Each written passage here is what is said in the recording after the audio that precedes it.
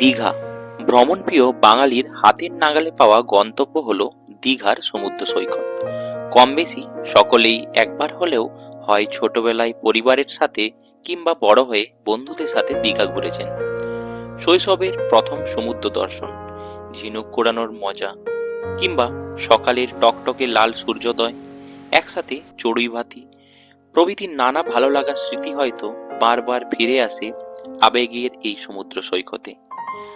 বর্তমানে নির্মিত দীঘার জগন্নাথ মন্দির এই জায়গার মান অনেক গুণে বাড়িয়ে তুলেছে, তেমনি অনেক গুণে বেড়েছে ভালো মানের হোটেলের শুল্কহার।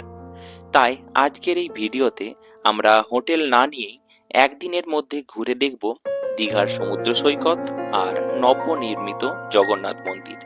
সাথেই থাকবে জগন্নাথ মন্দির সম্পর্কিত সমস্ত তথ্য সহ কিভাবে আসবেন, কোথায় ব্যাগ ও জুতো রাখবেন, কোথায় খাওয়া দাওয়া করবেন, এছাড়া কোন ট্রেনে আসবেন ও যাবেন, সাথেই কত ভাড়া, সেই সমস্ত কিছুই এই ভিডিওর মাধ্যমে পুরানো ফেলে আসা সেই সাগর স্মৃতিকে আবারও পুনর্জীবিত করব, তাও কম খরচে এবং কম সময়ে একদিনের মধ্যেই। তাহলে সঙ্গে থাকুন।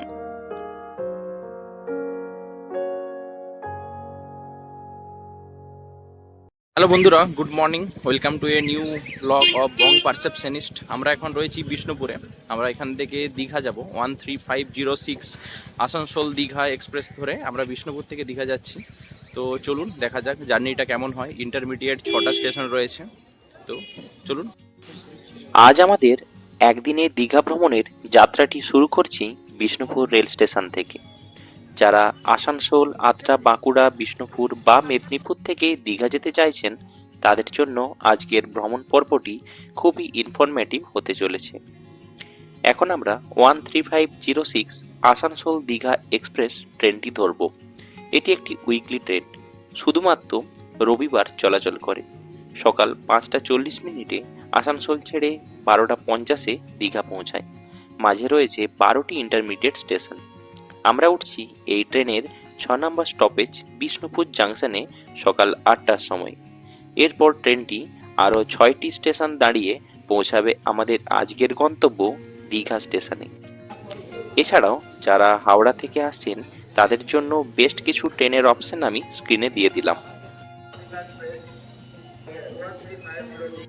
এসেছে এই ট্রেনে, এখন আমরা উঠে পড়েছি। এটা আমাদের দীঘা আসানসোল। নির্ধারিত সময় থেকে একটু দেরিতেই এসেছে, তো অসুবিধা নেই। চলুন ট্রেনে উঠে পড়ি।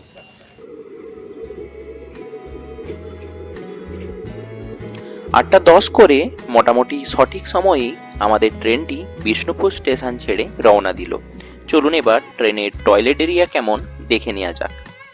টয়লেট মোটামুটি পরিষ্কার পরিচ্ছন্নই ছিল, জলের বন্দোবস্ত ঠিকঠাক ছিল।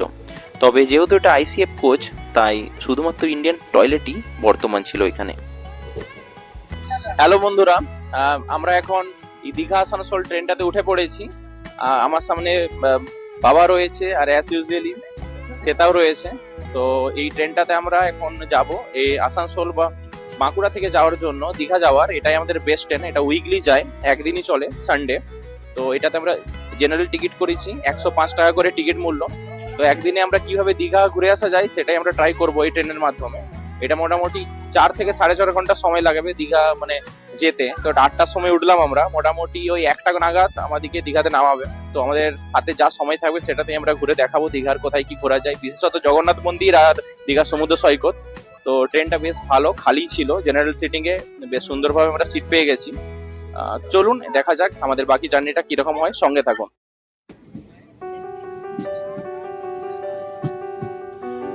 সঠিক সময় ট্রেনটি ছাড়ার পর কখন যে মেদিনীপুর চলে এলাম বুঝতেই পারলাম না। এরপর এক এক করে খড়গপুর, পাঁশকুড়া পেরিয়ে চলে এলাম এককালের প্রাচীন তাম্রলিপ্ত তথা তমলুকের নগরীতে। তারপর ট্রেনটি আবার গতিহীন হয়ে থেমে পড়ল নন্দকুমার স্টেশনে। এখানে খানিকটা মিঠে রোদ নিয়ে আবার ট্রেন গতি নিল। এবার কাঁথি স্টেশন পেরিয়ে একেবারে চলে এলাম আমাদের আজকের শেষ গন্তব্য দীঘা স্টেশনে। এটা বেশ ভালো লাগলো যে সঠিক সময়ের কিছুটা আগেই আমরা প্ল্যাটফর্মে নেমে পড়লাম। অবশেষে দীঘা চলে এলাম। এই উল্টো দিকে জগন্নাথ মন্দির, একদম কাছে। উল্টো দিকে জগন, একদম এইদিকে বেরোবো। দীঘাতে চলে এলাম, 12:41 নাগাদ আমাদের ট্রেনটা নামালো, আমাদের আসানসোল দীঘা এক্সপ্রেস। এই যে এখন আমরা যাচ্ছি এইদিকে জগন্নাথ মন্দির। জগন্নাথ মন্দির এখন বন্ধ থাকে, 12:30টার পর থেকে 3টে অবধি বন্ধ থাকে। তো আমরা প্ল্যান করেছি আগে বিচটা ঘুরে নেবো, তারপর আমরা যাব দীঘার জগন্নাথ মন্দির সব শেষে, তারপর আবার এই দীঘাতে চলে আসবো ট্রেন ধরার জন্য। 5টাতে আমাদের যাওয়ার ট্রেন আছে, এই একদিনের ট্যুরটা করছি। তো চলুন প্রথমে যাওয়া যাক দীঘার সি বিচ, ঘুরে আসা যাক। আমরা বেরিয়ে যাবো এখন দীঘার এই স্টেশন থেকে, তারপর বাইরে দিয়ে হেঁটেই চলে যাব। 500 মিটার থেকে 700 মিটার মাত্র হাঁটা পথ, হেঁটেই চলে যাব Digha sea beach. Digha rail স্টেশনের বাইরেই রয়েছি, তো এখান থেকে আবার হেঁটে আমরা যাব একবার দীঘা সি বিচে। এই দীঘা রেল স্টেশন নতুন রঙে রঙিত, তো এই দিক দিয়ে আমরা এবার বাইরে বেরিয়ে যাব। এই সমুদ্র বিচের দিকে, তো এখানে অনেক রুম রয়েছে আশেপাশে। দীঘা স্টেশন থেকে নিউ দীঘা সমুদ্র সৈকতে যাওয়ার পথে অনেক থাকার গেস্ট হাউস এবং খাওয়ার হোটেল চোখে পড়ল। তার মধ্যেই আমরা মিতা হোটেলে সেদিনের লাঞ্চটা করে নিলাম। অন্য জায়গার তুলনায় এখানে খাবারের দাম একটু কমই ছিল। মাত্র 60 টাকাতে ডাল ভাত 2 রকমের সবজি চাটনি পাঁপড় সহযোগে আমরা নিরামিষ খাবার খেলাম। খাবারের টেস্টও বেশ ভালো ছিল। এখানে একটা হোটেলে ভাত খেতে এলাম লাঞ্চটা সারতে। খাওয়া বলো বল।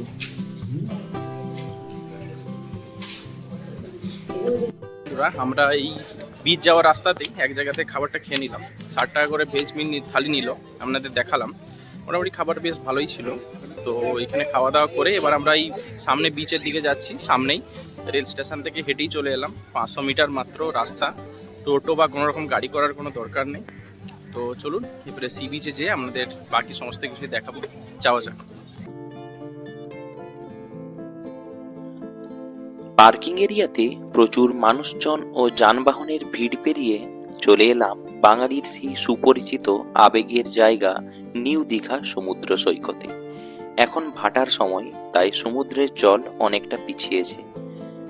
তবে বঙ্গোপসাগরের এই বিচে কেবলমাত্র ভাটার সময়ই সমুদ্র স্নান ভালোভাবে করা যায়। তবে না জানি কি জাদু বলে এই ভর দুপুরে কত মানুষজন আনন্দ করে স্নান করে সময় কাটাচ্ছেন এই সাগর পাড়ে। এটাই যে সেই আবেগের জায়গা দীঘা, সেটা আলাদা করে বলার জায়গা রাখে না।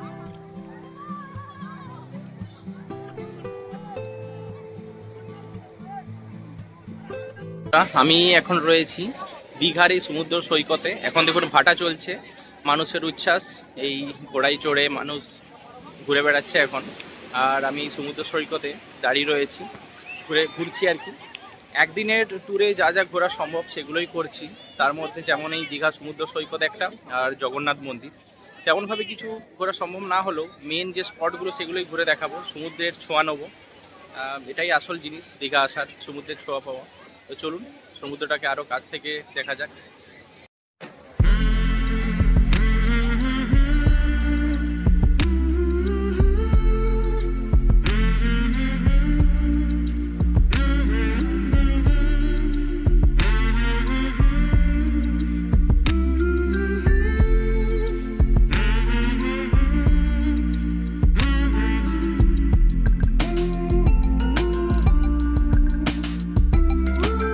যারা ভাবছেন দীঘা এসেছি তাহলে হোটেল না নিয়ে সমুদ্র স্নান করবো কি করে বা ড্রেস চেঞ্জ কিভাবে করা যাবে, তাদের বলি 2-3 জন একসাথে এলে একজন ব্যাগপত্রের দায়িত্বে থাকুন, বাকিরা সমুদ্র স্নান করে আসুন।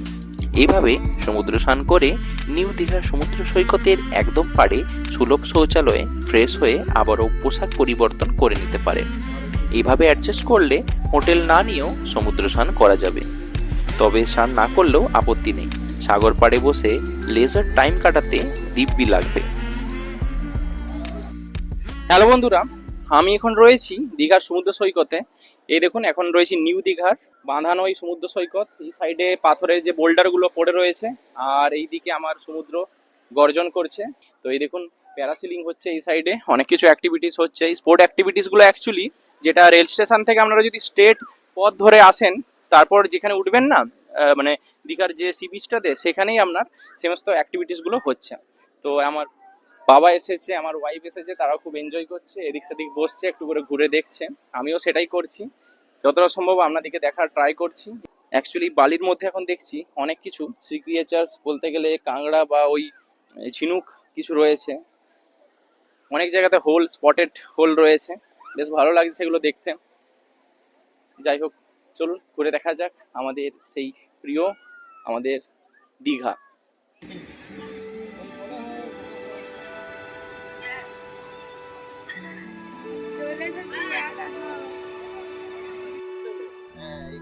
ভিতরে সব ঝিনুক রয়েছে। সমুদ্র সৈকতে কিছুক্ষণ সময় কাটিয়ে সাগর পার বরাবর হাঁটা লাগালাম ওল্ড দীঘার দিকে। একদিনের এই দীঘা ভ্রমণ সূচিতে আরামসে ওল্ড দীঘা ঘুরে আসা যায়, কিন্তু আমরা আর গেলাম না। আমরা এখন নিউ দীঘা বিচ থেকে বাঁ পাশের জগন্নাথ স্নানঘাটে যাচ্ছি, যেখান থেকে জগন্নাথ মন্দিরে যাওয়া যায়। কিছুটা আসার পর সুন্দর নির্জন একটা বিচ পেলাম। দেখে বোঝাই যাচ্ছিল না এটাও নিউ দীঘার সমুদ্র সৈকতের একটা অংশ। এত সুন্দর ফাঁকা সাগর পাড়ে এসে একটু না ভিজলে তো হয় না, তাই সবাই মিলে কিছুক্ষণ এই বিচে বেশ মজা করলাম, ঢেউয়ের আসা যাওয়ার সাথেই। দারুণ, এখানে আমরা ঘুরছি এই দীঘা। এই বিচটা এখন মানে লোকজন একটু কম এসেছে, নির্জন বিচ। তো সমুদ্রকে স্পর্শ করলাম এখানে, একদম বাবারে প্যান্ট ভিজে দিল রে।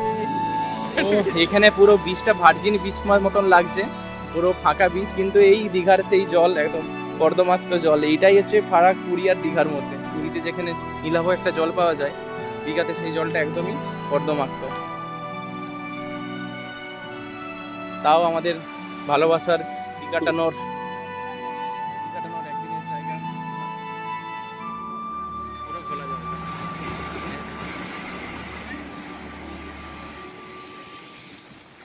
এই আমরা এখন চলে এলাম জগন্নাথের স্নানঘাটে। এদিক দিয়ে আমরা উঠে ডাইরেক্ট এবার চলে যাব জগন্নাথ মন্দিরের 6 নম্বর গেটের কাছাকাছি। ওখানেই শু এবং ব্যাগ এসবগুলো রেখে তারপরে প্রবেশ করব জগন্নাথ মন্দিরে। তো আমরা এই সাইড দিয়েই যাব, এদিকে উঠছি আমরা। নিউ দীঘা ওই সাইড থেকে এলাম হেঁটে হেঁটে, এবার আমরা চলে এলাম জগন্নাথের এই ঘাটে, এদিক দিয়ে জগন্নাথ মন্দির চলে যাব।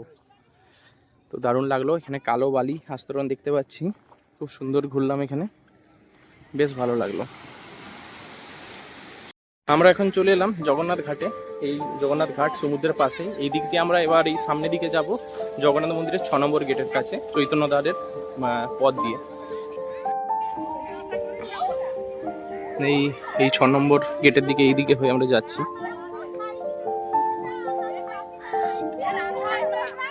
এই এখানে অনেক ঝাউ বনের মধ্যে দিয়ে আমরা এখন পেরিয়ে যাচ্ছি, এই জগন্নাথ ঘাট দিয়ে এলাম।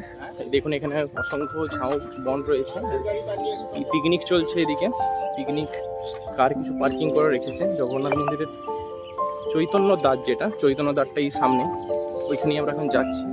এই ঝাউ গাছ, এদের ঝাউয়ের বন।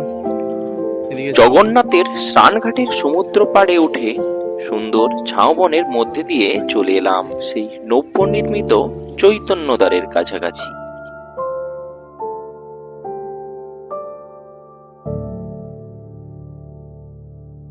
হ্যালো বন্ধুরা, আমরা এখন চলে এসেছি দীঘা জগন্নাথ মন্দিরের চৈতন্যদ্বারের ঠিক সামনে। এই আমার সামনেই রয়েছে চৈতন্যদ্বার। কি বলবো, আমাদের পশ্চিমবঙ্গের ওই চৈতন্যদেবকে উপলক্ষ করে একটা দ্বারের নাম দেওয়া হয়েছে, সত্যি খুব ভালো লাগছে।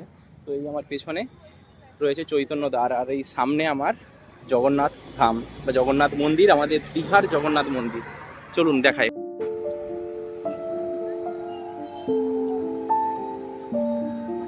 এই দীঘার জগন্নাথ মন্দির, আর তার এই 5 নম্বর গেটের এই সামনেই রয়েছে চৈতন্যদ্বার।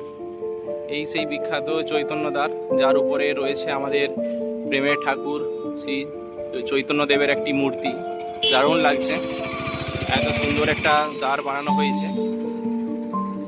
তো কেমনভাবে এখানে আসবেন দেখে নিন। টোটো বা কোনো কিছু না করেই আপনারা এখানে আসতে পারেন। একটু বলে দিই আপনাদের, যারা আপনারা নিউ দীঘা ঘুরে জগন্নাথ মন্দির ঘুরে একদিনের মধ্যেই এই পুরো দীঘা ট্রিপটা করতে চাইছেন, তাদেরকে একটা শর্ট ট্রিপ দিই। আপনাদের টোটো ভাড়া বা কোনো কিছু করার প্রয়োজন নেই।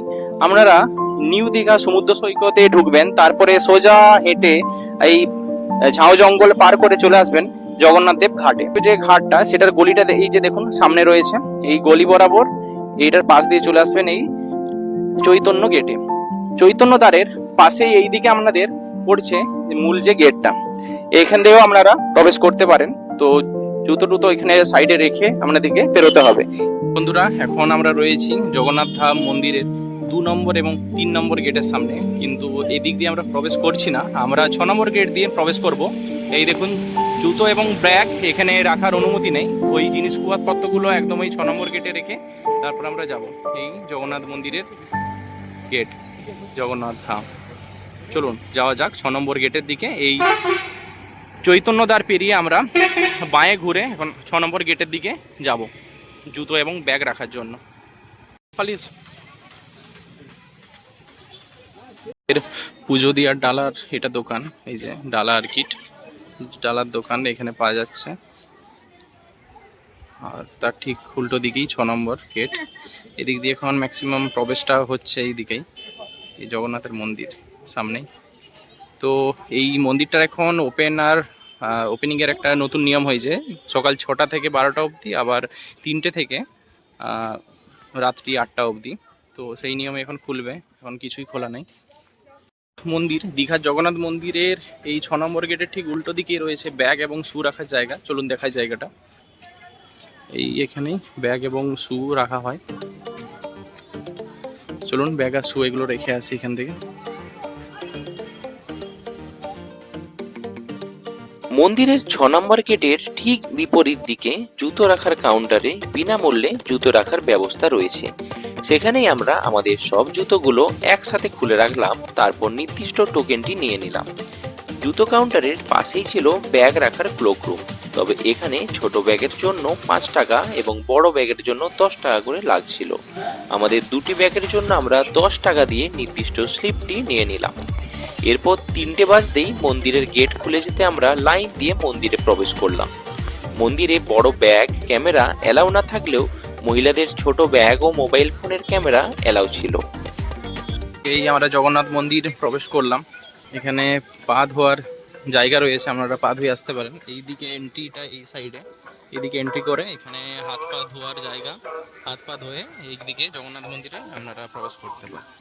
তো বন্ধুরা, আমরা চলে এসেছি এখন জগন্নাথ মন্দির, দীঘার জগন্নাথ মন্দিরে। চলুন জগন্নাথ মন্দিরে যাওয়া যাক। অনেকক্ষণ লাইন দিয়ে জুতো ব্যাগ এসব তো দেখালাম কাউন্টারে রেখে, তারপরে আমরা চলে এসেছিলাম জগন্নাথ মন্দির। চলুন সামনেটা যাওয়া যায়, অরুণ স্তম্ভ আমাদের সামনে, তারপরে এন্ট্রি গেট, যতটা দেখাতে পারি দেখাবো আপনাদের। এই এখানে জগন্নাথ মন্দিরের সামনের লন এরিয়া, এই দেখুন এখানে হচ্ছে রথটা রয়েছে, যেটা এবছরের দীঘার জগন্নাথ মন্দিরের রথ হয়েছে, সেই রথগুলো এখন এখানে পড়ে রয়েছে। পরের বছর আবার এই রথই ইউজ করা হবে নতুন সাজে। আর এইদিকে সমস্ত প্রদীপ স্তম্ভগুলো, সেই বিখ্যাত অরুণ স্তম্ভ জগন্নাথ। আমরা এখন রয়েছি দীঘার নবনির্মিত জগন্নাথ মন্দিরে। সুন্দর কলিঙ্গ নাগারা শিল্পরীতিতে তৈরি এই মন্দির খুবই সুদৃশ্য। এই মন্দিরের মেঝে ভিয়েতনামের মার্বেল পাথরের এবং মন্দির গাত্র রাজস্থানের বানসি পাহাড়ের বেলে পাথর দ্বারা নির্মিত। সমস্ত মন্দির দর্শন আমাদের এমনিতে খুবই পছন্দের, তবে জগন্নাথ দেবকে এত কাছ থেকে পাওয়া এ যেন এক সুখানুভূতি।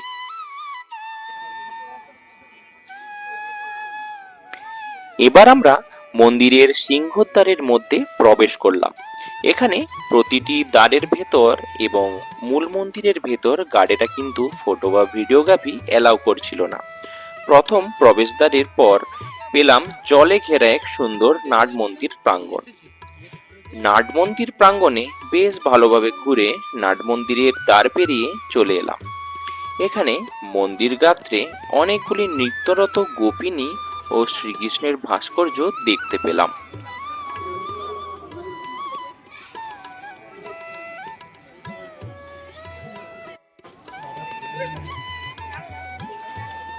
দারুণ লাগছে এখানে জগন্নাথ মন্দির।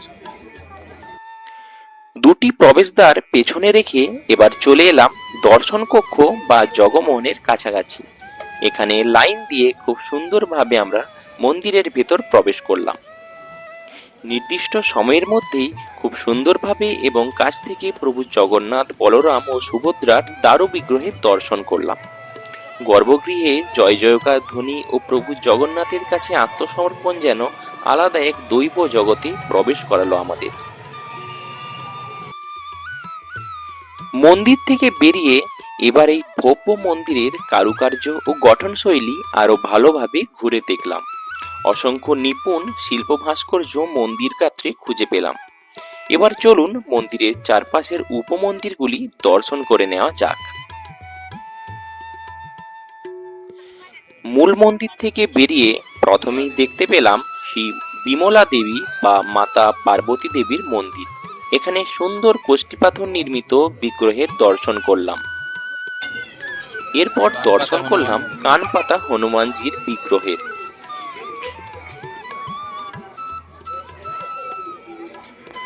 তারপর দর্শন হলো শ্রী বিষ্ণুর তৃতীয় অবতার বরাহ দেবীর বিগ্রহে।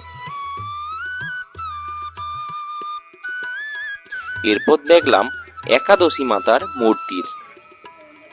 ধীরে ধীরে মন্দির পরিক্রমা করে মন্দিরের পেছনে শ্রী নৃসিংহদেবের মন্দিরে দর্শন করলাম প্রভুকে। এরপর দর্শন হলো বামন অবতার বিগ্রহের। এবার মন্দিরের ডান পাশে শ্রী কমলা দেবী বা মা লক্ষ্মী দেবীর মন্দিরের সুন্দর কষ্টিপাথরের বিগ্রহের দর্শন করলাম। এরপর পরিক্রমান্তে শ্রী শনিদেবের বিগ্রহের দর্শন করলাম এবং সর্বশেষ বাবা ঈশানেশ্বর শিবজির শিবলিঙ্গের দর্শন করে মন্দির পরিক্রমা সম্পূর্ণ করলাম।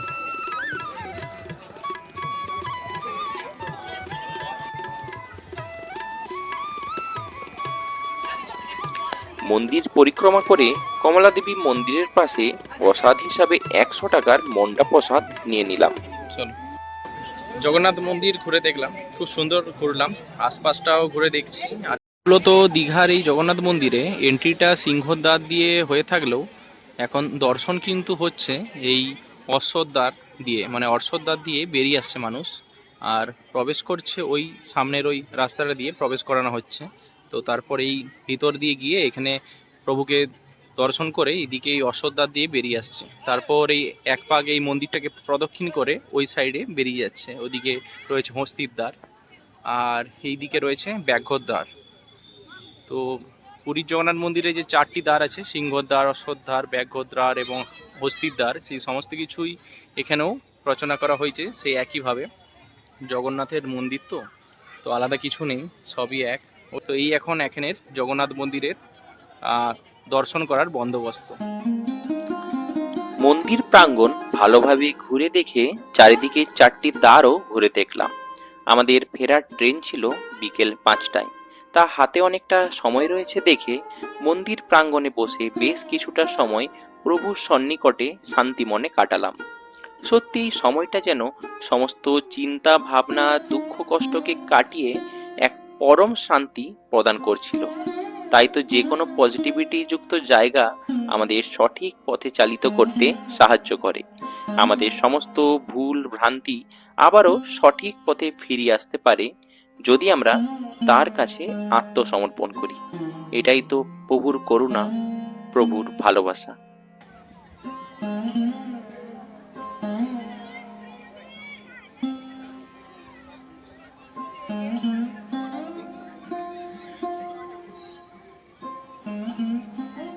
পশ্চিমবঙ্গের এই অপূর্ব সুন্দর বৃহত্তম জগন্নাথ মন্দির খুব ভালো করে ঘুরে এবার আমরা কিছুটা সময় হাতে নিয়ে বেরিয়ে পড়লাম দীঘা জগন্নাথ মন্দির থেকে দীঘা স্টেশনের পথে। হ্যালো বন্ধুরা, আমরা এই দীঘা জগন্নাথ মন্দির ঘুরে দেখলাম, এবার আবার বেরিয়ে পড়েছি। আমরা একদিনের ট্যুরটা মোটামুটি কমপ্লিট করলাম। এই তো এবার যাবো রেল স্টেশন, আমাদের সমুদ্রকন্যা এক্সপ্রেস আছে, আমরা খড়গপুর চলে যাব এখান থেকে, দীঘা থেকে। তো সেই ট্রেন জার্নিটাও দেখাবো। তো তার আগে শুনে নিই আমার যে আজকে সহযাত্রীরা ছিল তাদের এক্সপিরিয়েন্সটা কেমন, এই দীঘার জগন্নাথ মন্দির আর দীঘার যে সি বিচটা সেই দুটো কেমন ঘুরলো। বিচটা তো খুবই ভালো লাগলো। হ্যাঁ, ওখানে ঢেউ, হ্যাঁ, এবং এখানে যে সমস্ত চলছে ট্রলার, তারপরে প্যারাশুট, আর আপনার মন্দিরটা কেমন লাগলো? এই তো খুবই সুন্দর, অতি কারুকার্যপূর্ণ হ্যাঁ। মন্দির, হুম। জগন্নাথ মন্দির। হুম। এই তো ভালো না বলার কোনো উপায় নেই। হুম, ভালো লেগেছে, ভালো লেগেছে। প্রথমবার এসে। ভালো লেগেছে সেটাই। ফিরতি পথে রেল স্টেশনের বাইরে এক দোকানে মুড়ি আর লঙ্কার চপ প্যাক করে নিলাম ট্রেনে খাওয়ার জন্য, আর সাথে 1 কাপ করে গরম চা পান করে চলে এলাম দীঘা রেল স্টেশনের ভেতরে। আমরা দীঘাতে চলে এলাম, দীঘার রেল স্টেশন। এবার এখানে ঢুকে আমাদের ট্রেনে প্রথমে চলে যাব, তারপর আপনাদের দেখাচ্ছি। চলে এসেছি দীঘা রেল স্টেশনে। তো এখানে আমাদের সামনে এখন রয়েছে সমুদ্রকন্যা এক্সপ্রেস। এটাতে করে আমরা এখন যাব খড়গপুর। দীঘা থেকে খড়গপুর। দীঘাতে সময় হচ্ছে 5টা 5-এ ছাড়ার সময়, আর খড়গপুর এটা ঢোকাবে 8টার সময়। তো চলুন দেখা যাক, এখন সমুদ্রকন্যা এক্সপ্রেসে উঠবো। স্টেশনে গিয়ে দেখি প্ল্যাটফর্মে আমাদের ট্রেনটি দিয়ে দিয়েছে। আমরাও খোঁজ পজিশন খুঁজে কামরায় ওঠার তোড়জোড় লাগালাম। আমাদের প্ল্যানিং ছিল এই ট্রেনটিতে খড়গপুর পর্যন্ত গিয়ে সেখান থেকে হাওড়া রানী শিরোমণি এক্সপ্রেস ধরে আবারও বিষ্ণুপুর পৌঁছানো। যদিও আমাদের দীঘা আসানসোল ধরে আসতে পারতাম, কিন্তু তাহলে কিছুই ঘোরার সময় পেতাম না। তাই এই ট্রেনে ফেরাটাই আমাদের জন্য একদম ঠিক মনে হয়েছিল। যারা হাওড়া ফিরবেন ভাবছেন তারাও এই ট্রেন ধরে পাঁশকুড়া পর্যন্ত গিয়ে অন্যান্য লোকাল ট্রেনে হাওড়া ফিরতে পারেন। সেই হিসাবে সানডে বাড়ি ফেরার এটাই কিন্তু বেস্ট ট্রেন অপশন হতে পারে। সমুদ্রকন্যার বাথরুম যেমন হয় এলএসবি কোচ, তো বেশ সুন্দর বাথরুম, স্টিলের যেটা হয়ে থাকে। এই আয়না, মিরর, উইন্ডো, হ্যান্ড ওয়াশ রয়েছে। তো এই বাথরুম খাওয়া হচ্ছে, মানে মুড়ি খাবো। এই আমার মুড়িটা চলে এলো, এখানে মুড়ি মাখা আর এখানে লঙ্কার চপ বাইরে কিনেছিলাম, সেগুলো এখন এই যে শ্বেতা, বাবা এরা সব আছে। আমরা উপরে সিট পেয়েছি, বেশ আনন্দ করতে করতে যাব। রিসেন্ট সিট কাটিং হয়েছে তো, উপরে ছাড়া পাইনি, নিচের সিট একটাও পাইনি। ঠিক আছে, উপরের সিট আমার ভালো লাগে। এই উপরে বেশ চপ মুড়ি খেতে খেতে চলে যাব। বিকেলের এই পড়ন্ত সূর্যের সাথে জগন্নাথ মন্দির একদিকে দেখাতে দেখাতে এখানেই শেষ করলাম আমার আজকের এই দীঘা ব্লগ। কেমন লাগলো অবশ্যই জানাবেন। ভালো লাগলে লাইক, শেয়ার এবং সাবস্ক্রাইব করে পাশে থাকবেন। দেখা হচ্ছে নতুন আরেক ভিডিওতে। তো আজকের মতো বাই।